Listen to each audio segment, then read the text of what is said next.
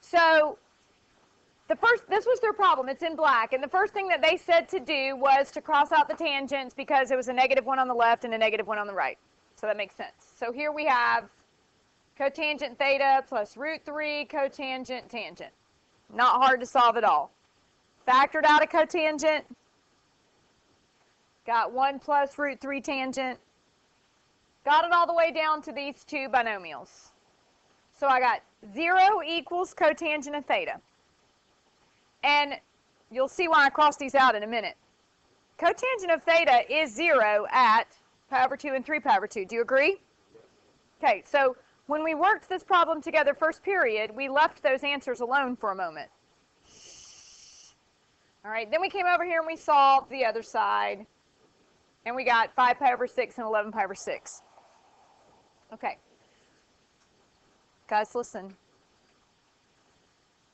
When I take these two answers, this was the #1 most missed question in first period. I want you to take pi over 2, and I want you to plug it back in just right here. I don't even have to go any further than this.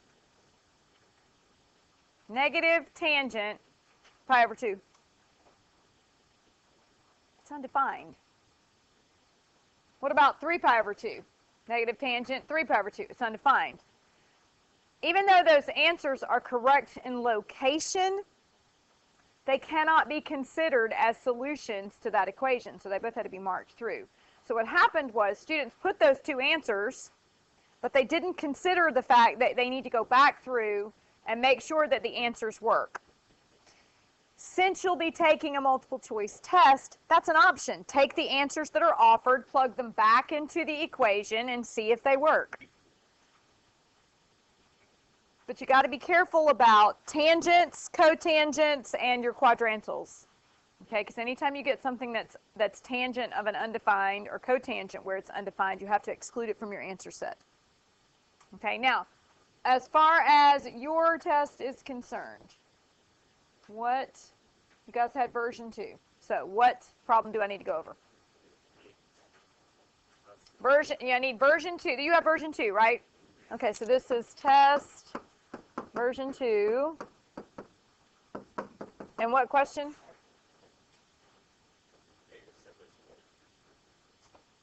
Anything else? Didn't you want one? Yeah, call it out. Okay, will you call it out for me since I don't have it up here?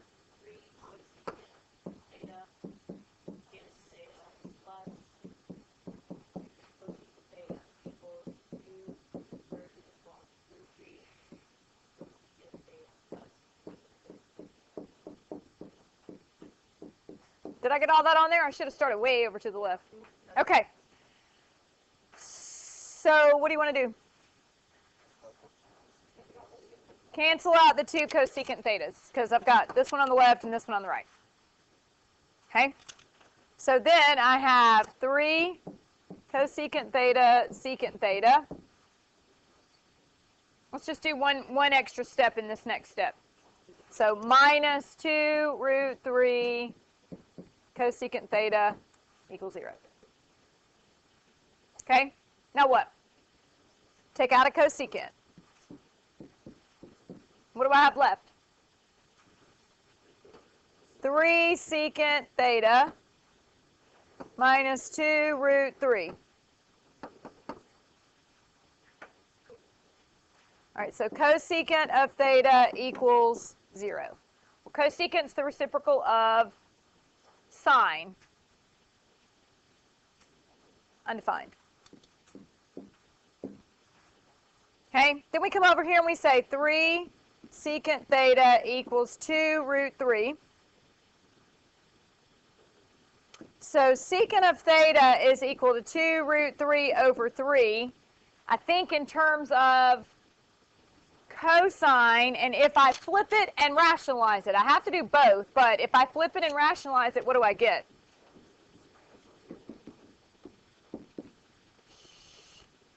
All right, so square root of 3 over 2 cosine would be at my 30 degrees positive, so pi over 6, 11 pi over 6. Okay, what else? Yes.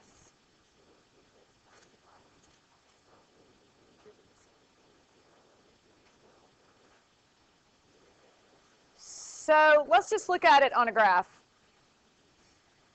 I've got 1, 0 here, and 0, 1 here. I'm going to go ahead and just mark -1, 0, and 0, -1. So cosecant is the reciprocal of sine. So where is sine 0? So here and over there, but we need just the 0, not the negative. Well, but cosecant and sine are reciprocals, right? So if I flip over the 0 over 1, it becomes 1 over 0, which is undefined. Mm-hmm. Mm-hmm. Absolutely. Yeah. If you say that it's undefined and don't include those as part of your answer set, that's fine. You can just leave them out and only put the answers that work. But as you were showing your work, that would have been fine, yes.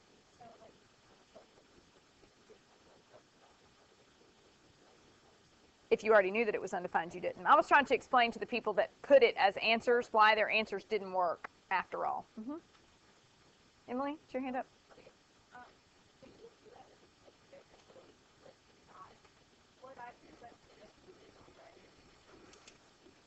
Okay.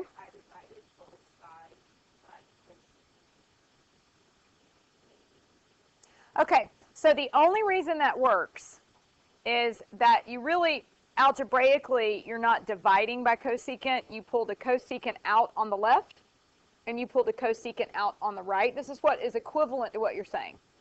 And then the cosecant on the left that you pulled out cancels with the cosecant on the right that you pulled out. And yes, it will lead you to the same answer. But the only reason that worked on this problem is because every single term had a cosecant. You can only do that, factor that out, if every single term involved has that same variable. Okay? What else? Okay. So how many people made errors with it was supposed to be at 30 degrees, but I put all 4 60s, or vice versa? Okay, a few of those still. What about factoring? Factoring, still a few with factoring, and then the undefined areas. Okay, so solving equations. There's 4 of them, I believe, is what I said on that first page. I think there's 4 of them on your benchmark tomorrow. There's a lot of other stuff on your benchmark as well. So after you took a second to look over your old tests and quizzes, is there anything on there that you need to see me work? So this is basically a study time for you. Yes?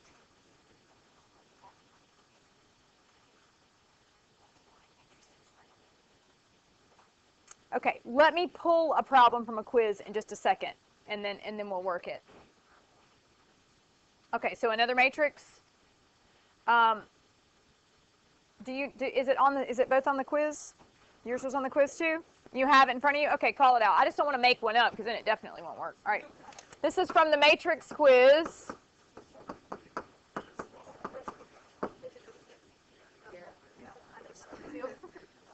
Oh, okay. Shh, everybody look. Listen, there's not one like number 7 from your matrix quiz. Okay, they would be more like,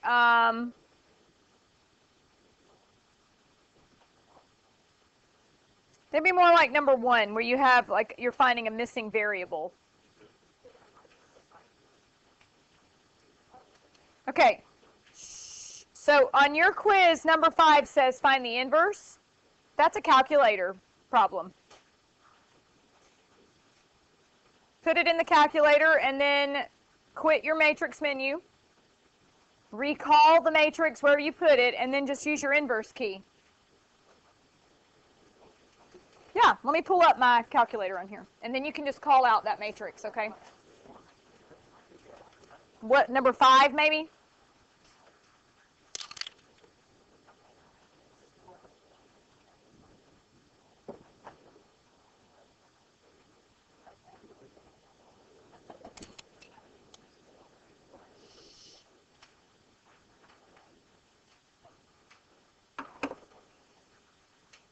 Take your calculators out. Let's practice, because you do have 2 questions that are matrices. Okay, so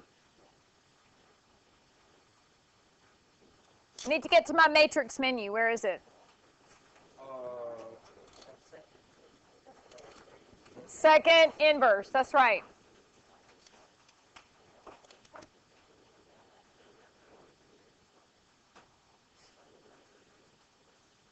Okay, so I got to go to edit because I'm going to edit a matrix.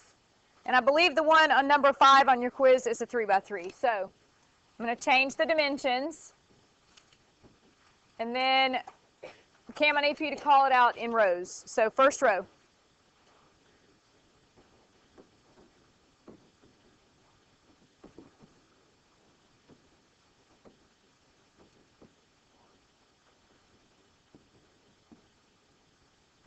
Okay, so after I get my matrix entered, what do? Second quit. Get out of that menu. Okay, now on this problem on the matrix quiz, it asked me to find the inverse. So I'm going to go second matrix A. Recall whatever matrix you put it in. It didn't have to be A, but mine was an A. And then you do the x to the negative 1. And then you hit enter. And you get an error message. So do you remember us talking about singular matrices? It's a matrix with a determinant of 0, doesn't have an inverse. So had we backed up and done the determinant first, we would have seen that the determinant is 0, and then we could have discovered that the matrix had no inverse. Okay? So that's how you do those. Your matrix problems on your benchmark shouldn't be difficult because you've got all of your options, and all you have to do is just plug it back in and work it backwards. Let me do number 1. Do you have your quiz so I can look at it? Okay. Let me go back here. This is version 3.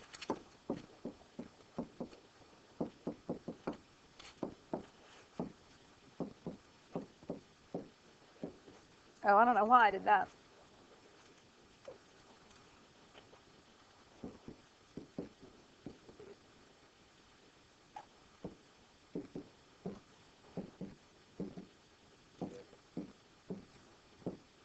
Okay. So let's talk about how we would do this given the fact that we're going to be taking a multiple choice benchmark. So, well, let me ask, am I looking for a scalar or am I looking for a matrix? What is A? A is a matrix. I'm not looking for a scalar value. I'm looking for an entire matrix that I could multiply by this one to get that answer.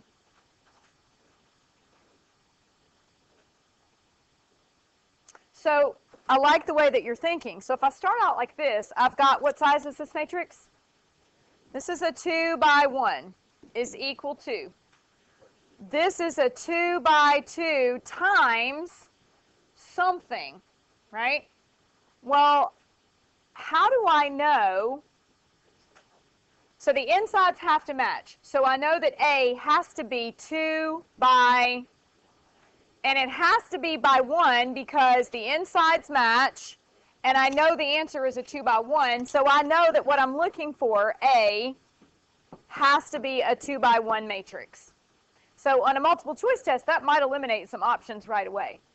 Okay, now, what is the easiest way to solve for A? Well, on a multiple choice test, you can just plug it in. But there's an easier way to do this. Okay, so take the inverse of the answer and multiply it by the given matrix. Okay, so let's try it. Go to your calculator. Put in -6, -15. So put in the 2 by 1 into your calculator.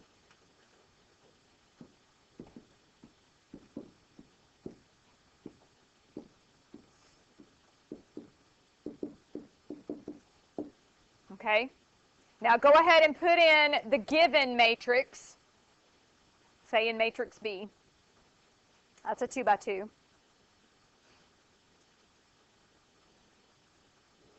So you should have a 2 by 1 maybe in matrix A and the 2 by 2 in matrix B.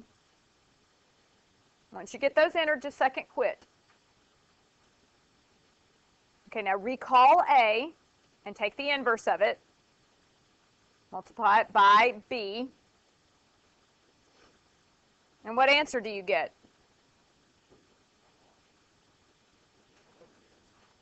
You got invalid. So what's wrong?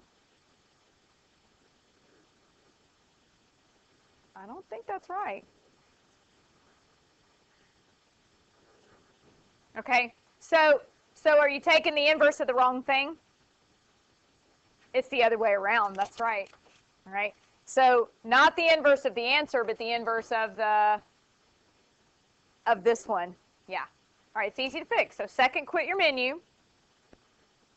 Go back and take the inverse of matrix that you were given, which I bet in yours is matrix B. And now multiply that by your matrix A. Now do you get an answer? What'd you get? There you go, 8, -9. All right, now I have a question for you. Why were you not able to do the inverse of the answer?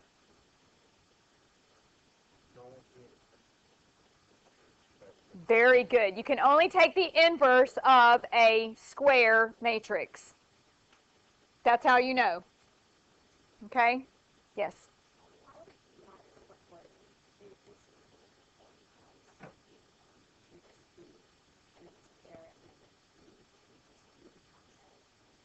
Okay, because remember, matrix multiplication is not commutative.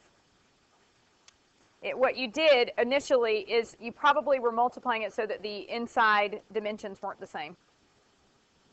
When the inside dimensions aren't the same, it won't work. All right, how about a graphing problem? Do you guys not need to see a graphing problem? Cotangent. All right, good. Good, good, good. So does someone have a cotangent problem on a test or something that I can do, or do you want me to just make one up? You got one? Is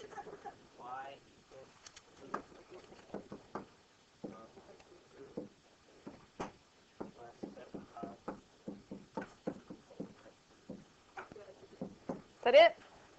Okay. You ready? Mm-hmm. You will. Okay, so I don't have an amplitude, but I do have an A value, so I'm just going to write that down. That'll tell me how high and how low, how much to add, how much to subtract from the midline. Okay, so the period in a tangent or a cotangent graph is just pi over b, or over k, however you think about it. So pi over 2, that one's not too hard. All right, now the phase shift. The argument is positive, so my phase shift is negative. So I'm just going to go ahead and put that there. And the formula says to put C over B. So that means I'm going to put 7 pi over 4 over 2 over 1, if you want to think about it that way, which is negative 7 pi over 8. Lovely. Okay, and then we have one more easy thing to identify. Vertical shift down 1. Good. Okay, so we came up with this really easy way to graph these. Start out with a line. So we didn't put it as an amplitude, we put it as an A value. And you do have to include it when you add and subtract from the midline. It's not an amplitude because it just goes forever and ever in either direction vertically. But it is a value that we have to take into consideration. Okay, so I'm just going to draw a line and anchor it in the middle. And then I'll go ahead and draw in the asymptotes. I can always start there. Okay. The cotangent graph is the only graph the parent function is anchored where? At pi over 2. So I have to start from pi over 2 and then I have to subtract the phase shift. Okay, so if I'm at, let's just do the math. If I'm at pi over 2 and I need to subtract 7 pi over 8. 4 pi over 8 minus 7 pi over 8 equals negative 3 pi over 8. That's my starting point. Okay? All right, now, the period is pi over 2. Half the period goes to the right, half the period goes to the left. Well, what's half of half? Pi over 4.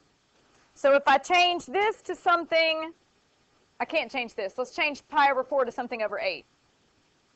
2 pi over 8, all right? So negative 3 plus 2, so negative pi over 8 to the right, negative 5 pi over 8 to the left.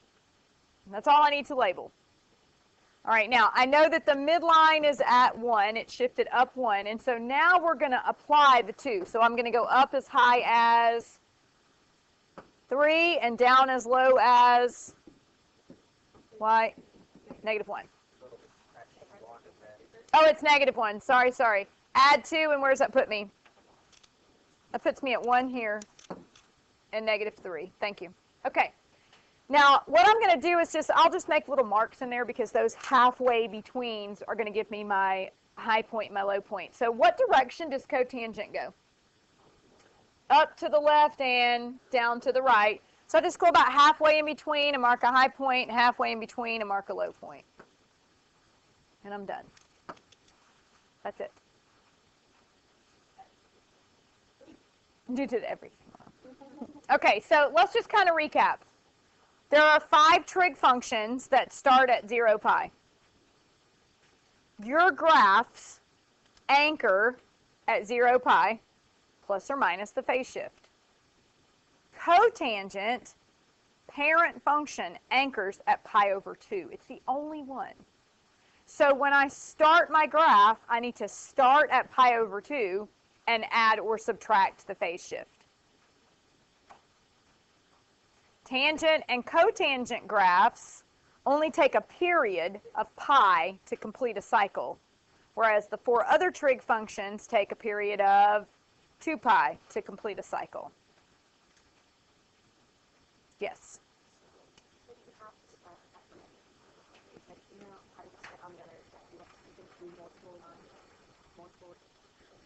Yes. Unless you're gonna start it at a different place, but still get the asymptotes in the right place. I started mine at negative 7 and did it negative 5 pi over 8 plus 1 over it. Okay, so the problem is that that's not what this graph asks you to show. It's not that that is an incorrect interpretation of the graph, but otherwise, y'all listen, this is a good question. She's saying she started her graph like in one entire period to the left. And it's not that that's inaccurate about the graph. It's just this graph is like a snapshot. It's like taking a picture. I'm asking for you to shift your graph, negative 7 pi to the 8, negative 7 pi over 8. I'm asking you to raise it here, and I want to see that picture. Okay, it's not that the other stuff might be inaccurate. It's just for that particular graph, that's what we're looking for. Yes? I can, absolutely. Do you have one that I can do, or do you want me to make it up? Okay.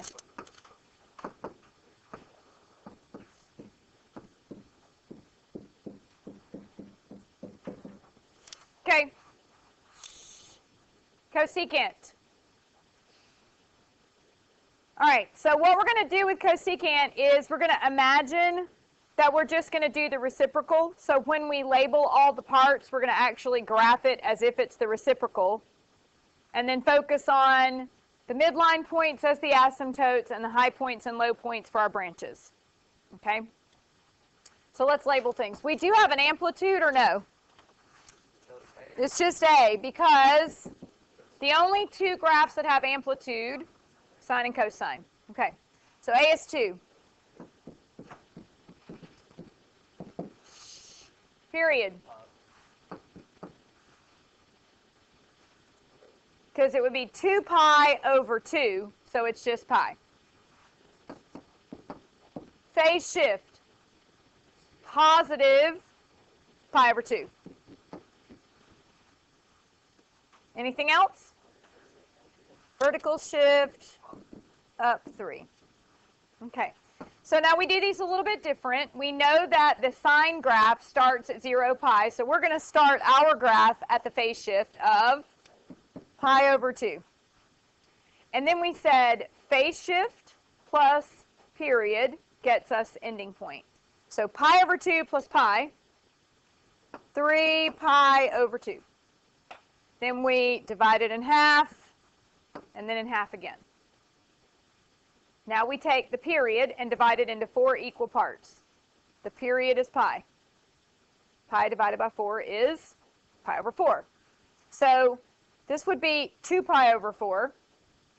So 3 pi over 4, pi, 5 pi over 4, and we go ahead and do the last one. That would be 6 pi over 4, which reduces to 3 pi over 2. Beautiful.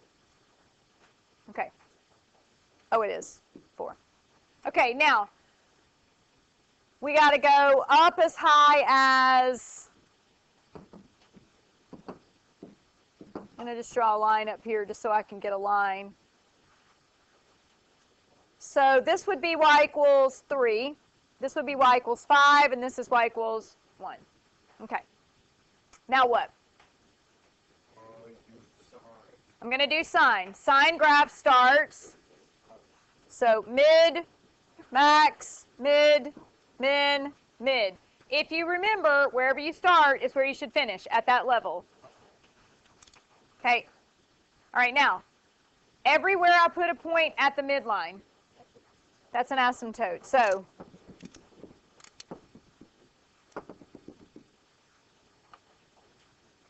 where I see my high points, a branch goes up.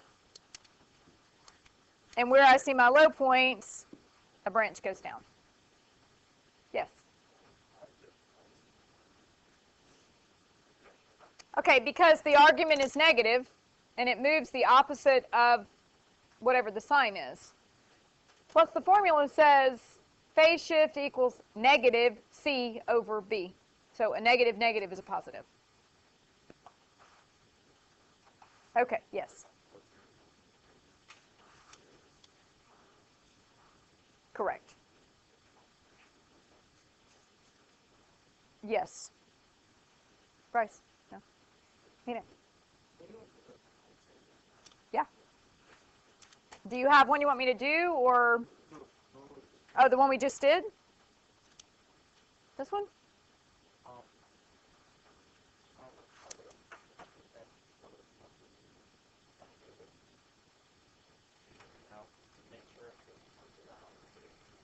Okay, well, let me help you with that on your calculator. I'll show you that. Any other questions? Because I'm going to stop this and go ahead and save it. Okay. And I'm guessing you're ready for your benchmark tomorrow. Now, what are you doing game?